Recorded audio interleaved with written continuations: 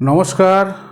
যারা নতুন জ্যোতিষশাস্ত্র নিয়ে পড়াশোনা করছেন বা করব বলে মনস্থ করেছেন তাদের উদ্দেশ্যে বলি, প্রেডিকশান করার সময় অনেক কিছু নিয়মকানুন আছে যেগুলো সম্বন্ধে ওয়াকিবল থাকা একান্ত প্রয়োজন।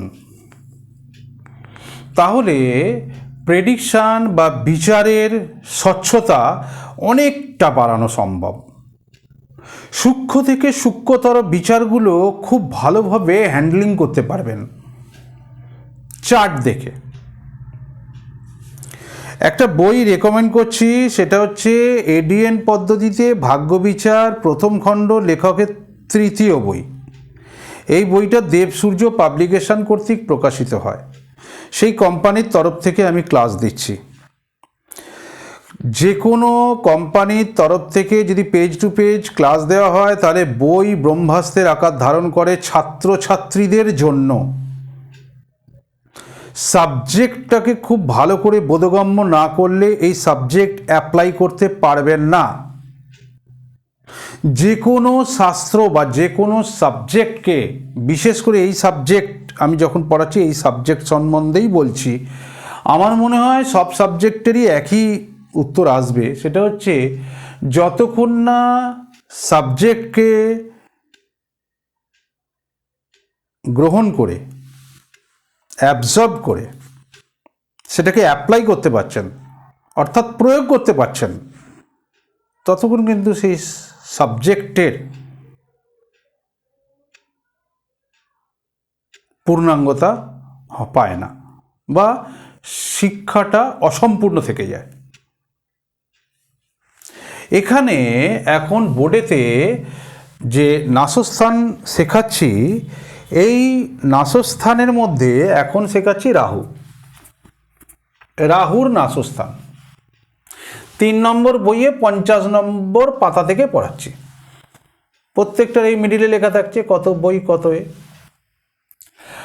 নাসস্থান কথাটা সম্বন্ধে আগেই বলে দিয়েছি, আগের ভিডিওগুলো দেখলেই বুঝতে পারবেন যে নাস কথাটার মানে কি। একটা মানুষকে যদি উল্টো দিকে টাঙিয়ে দেওয়া হয় সে মরে যায়, বা নাস, সেটা এই আগের ভিডিওগুলো দেখবেন, তাহলে ওখানে পরিষ্কার গল্পের ছলে বোঝানো আছে। আর এটা বলছি না, ভিডিওটা লম্বা হয়ে যাবে। দেখুন, রাহু আর কেতু এই দুটো কিন্তু কোনো গ্রহ নয়, ছায়াবিন্দু, ছায়া মাত্র আকাশে। এটা তো আকাশবিদ্যা। আকাশে রবি, চন্দ্র, মঙ্গল, বুধ, বৃহস্পতি সবগুলোকেই আমরা দূরবীক্ষণ যন্ত্রের সাহায্যে দেখতে পারি, বা বিড়লা প্ল্যানেটোরিয়ামে গেলেও দেখতে পারবেন কিভাবে আকাশে সেগুলো সাজানো আছে। যারা শিখছেন তারা অতি অবশ্যই গিয়ে দেখবেন, তাহলে সাবজেক্টটা হজম করতে সুবিধা হবে। এবার দেখুন, এই যে রবি, চন্দ্র, মঙ্গল, বুধ, বৃহস্পতি, শুক্র, শনি, ইউরেনাস, নেপচুন, প্লুটো, এরা যে আকাশে নিজ নিজ কক্ষপথে যে ঘুরছে, রাহু কেতু কিন্তু গ্রহ নয়, সেটা ছায়াবিন্দু, সূর্য এবং চন্দ্র। যখন পরে এটা নিয়ে আলোচনা করব তখন ডিটেলস এটা বলবো। সেই জন্য রাহু কেতুর ছকে কোনো ক্ষেত্র নেই। জন্মকুণ্ডলিতে সবারই তো ক্ষেত্র আছে, রবিচন্দ্রের একটা করে আর বাকি গ্রহগুলো দুটো করে। তাহলে বাকি গ্রহ বলতে শনি পর্যন্ত। এবার দেখুন, আগের ভিডিওতে সব এগুলো বলা হয়েছে, তবুও আর বইটা এই বইটাতে সব আছে। প্রথম ধাপটাতে এই বইটা একদম মোক্ষম। যারা প্রথম শিখছেন 100-এ 100 রেকমেন্ডেবল। এটা এত গুরুত্বপূর্ণ বই। এডিএন পদ্ধতিতে ভাগ্য বিচার প্রথম খণ্ড, এর অনেকগুলো খণ্ড আছে, এটা প্রথম খণ্ড পড়াচ্ছি বলে এই বইটার কথাই বলছি। রাহু এবং কেতুর এত ক্ষমতা, সব গ্রহের থেকে বেশি ক্ষমতা। কেন? যার সঙ্গে থাকবে, যেখানে থাকবে, ছায়া তো।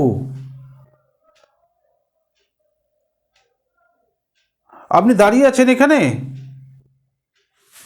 পিছনে যদি সিঁড়ি থাকে আর এদিকে যদি আলো পড়ে, এই সিঁড়িতে এরাম এরাম ঢেউ খেলে খেলে তার আপনার ছায়াটা পড়বে। এগুলো সম্বন্ধে আপনারা জানেন, বইয়েতে লেখাও আছে, 4 নম্বর বই পরিষ্কার করে লিখে দেওয়া আছে। যখন পড়বেন ওটা, যখন ওটা পড়াবো তখন ওটা নিয়ে আমি আলোচনা করব। এখন এটা পড়াচ্ছি, আলোচ্য বিষয় এখানে রাহুর নাশস্থান, সেই জন্য এটা সম্বন্ধে বলছি। রাহু কেতুর এত ক্ষমতা যে মুনি ঋষিরাই এদের গ্রহ হিসেবে আখ্যা দিয়ে গেছেন। তাহলে বুঝতে পারছেন, মুনি ঋষিরাই রাহু কেতুকে গ্রহ হিসেবে আখ্যা দিয়ে গেছেন এবং তাদের ক্ষেত্রও দিয়ে গেছেন। দেখুন এইখানে রাহুর ক্ষেত্র দিয়েছেন কন্যা রাশিতে। তাহলে যেখানে গ্রহ থাকবে, যেখানে গ্রহ, সারাদিন এত গাড়ি ঘোড়ার আওয়াজ, ভিডিও করতে পারি না, রাত্রিবেলা করছি, দেখুন 3:45 বাজে, এখনও গাড়ি কিভাবে দাপটে হর্ন দিয়ে যাচ্ছে। রাত ভোর বলবো, ভোর 3:45, যাই হোক। তাহলে রাহু যদি আওয়াজটা শুনতে পান দেখবেন। আচ্ছা, এই রাহুর হচ্ছে কন্যা রাশিতে, একে দেওয়া আছে ক্ষেত্র হিসেবে। তাহলে এর ঠিক সপ্তম ঘর, ঠিক উল্টো দিক, নাস। আগের ভিডিওতে গল্পের ছলে যেটা বুঝিয়েছি, আমাকে যদি দড়ি দিয়ে পায়ে টাঙিয়ে দেওয়া হয় তাহলে মাথাটা নিচের দিকে, তাহলে মাথায় রক্ত উঠে মরে যাব, নাশ হয়ে যাবে। নাশ মানে মৃত্যু, নাশ, নাশ হয়ে গেল। ঠিক আছে, এবার দেখুন, তাহলে রাহু কেতুর এত ক্ষমতা বেশি বলে তাদের গ্রহ হিসেবে মুনি ঋষিরাই আখ্যা দিয়ে গেছেন, আবার এটা ক্ষেত্র দিয়ে গেছেন এবং তার উল্টো দিকে নাশস্থান। তাহলে যখন প্রেডিকশান করবেন, তাহলে রাহু কন্যা রাশিতে থাকলে যে পার্সেন্টেজে প্রেডিকশান করবেন, মানে যতটা লেভেলটা রাখা উচিত, নাশস্থানে নিশ্চয়ই ততটা নয়, পার্সেন্টেজ ডাউন করে প্রেডিকশানটা করবেন। এবার দেখুন, এমনি হিসেব মতো রাহু এই দিকটা, রাহুর লাইটের দিকটা রাহু পাওয়ারফুল, আর এখান থেকে এই দিকটা অন্ধকারের দিক। সেটা আমি পরে পড়াবো, যখন পড়াবো এগুলো সুন্দর করে বোঝাবো। এখন আলোচ্য বিষয় নাশস্থান রাহুর, সেই জন্য এইটুকু বললাম। এদিকটা লাইটের দিক, রাহু এদিকটা ভালো থাকে, আর কেতু স্যাঁতস্যাঁতে দিকে ভালো থাকে। ওই জন্যই রাহুর এদিকে তুঙ্গ, এদিকে নিচস্থান। মানে এগুলো সব পরে, এখন এত মাথায় গণ্ডগোল হয়ে যাবে। গণ্ডগোল মানে চাপ হয়ে যাবে, অন্যভাবে নেবেন না যেন, একটু চাপ হয়ে যাবে। ছাত্রছাত্রীদের যতটা মানে কম প্রেশার নিয়ে, অনেকটা পড়তে পড়তে তো একদিন না একদিন মাথার বোঝাটা তো বেড়ে যাবে, পরপর এরকম করে বাড়ছে তো, মাথায় লোড পড়ছে তো। তাহলে বেশি লোড পড়লে কী হবে? মনে করুন আমার নেবার ক্ষমতা 10 কেজি, আমাকে যদি এখন 500 কেজি দিয়ে দেন, আমি তো বসে যাব। সেই জন্য অল্প অল্প করে নেওয়া শিখতে হয়। ওকে, তাহলে নমস্কার, সপরিবারে ভালো থাকবেন।